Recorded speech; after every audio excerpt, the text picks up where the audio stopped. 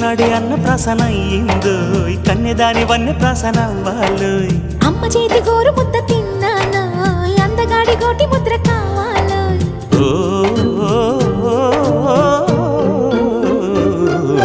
కాస్త నన్ను నువ్వు నిన్ను నేను కోరుకుంటే కోరుకున్న చోట నువ్వు నేను చేరుకుంటే చేరుకున్న చోట ఉన్న దీపం మారుతుంటే ఆరుతున్న వేళ కన్నెకాలు జారుతుంటే